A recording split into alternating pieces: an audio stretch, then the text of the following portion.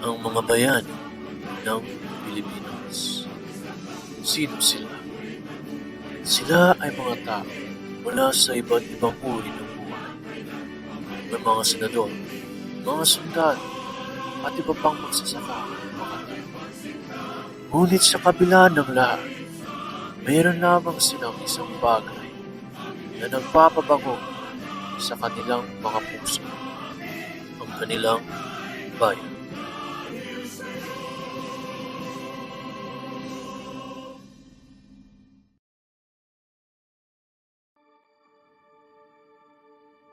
Si Benigno Ninoy Aquino Jr. ay pinanganak noong November 27, 1932. Sa murang edad ng 18, ginawaran siya ni Pangulo Elpidio Carino ng Legion of Honor Award at kinalala siya bilang pinakabatang war correspondent sa digmaan Koreano. Sa October 12, 1954, ikinasal niya si Corazon Coanco at sa 1955 naging alkalde siya ng Concepcion, Tarlac hanggang 1959. Ginawa siyang vice-gobernador ng Tarlac at sa 1961, inalal siya bilang gobernador ng lalawigan ng Tarlac at sa edad ng 34, siya ay naging pinakabatang senador sa kasaysayan ng Pilipinas.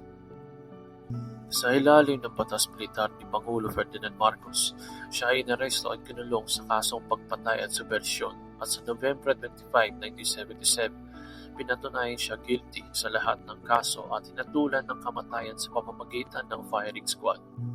Hindi pinatupad ang hatol. Noong 1980, kusang loob siyang naninirahan sa Amerika bilang isang ipinatapong individual hanggang 1983. Noong Agosto 21, 1983, bumalik siya sa Pilipinas gamit ang alias Marcial Bonifacio. Pagkababa niya sa eroplano sa Manila International Airport, na ngayon ay pinangalan sa kanya bilang Ninoy Aquino International Airport, siya ay pinaril sa ulo at pinatay. Ang mga kontribusyon ni Benigno Aquino Jr. Si Ninoy Aquino ay isang matapang na kritiko ng administrasyon ni Pangulong Ferdinand Marcos. Walang takot niyang inilantad ang katiwalian at pang-aabuso sa kapangyarihan. Ang kanyang pagtuligsa ay naging simbolo ng paglaban para sa kalayaan, kahit pa nagdulot ito ng panganib sa kanyang buhay. Bilang isang senador, isa sa mga pangunahing layunin ni Ninoy ay ang pagpapakilala ng mga batas na magdadala ng reforma at kaunlaran sa bansa. Mahalaga sa kanya ang kapakanan ng mga ordinaryong Pilipino. At isa sa kanyang mga isinusulong ay ang pagpapabuti ng kalagayan ng mga manggagawa at magsasaka.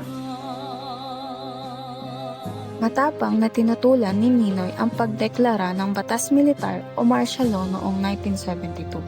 Dahil sa kanyang paglaban, siya ay ikinulong at pinahirapan. Ngunit hindi ito naging hadlang upang ipagpatuloy niya ang paglaban para sa karapatan at kalayaan ng mga Pilipino, na nagpatunay ng kanyang walang hanggang dedikasyon sa bansa.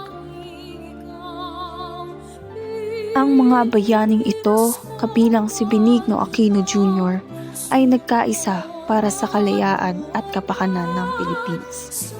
Ang kanilang kwento ay patunay na sa kabila ng anumang pagsubok, ang pag-ibig sa bayan ay mananaig.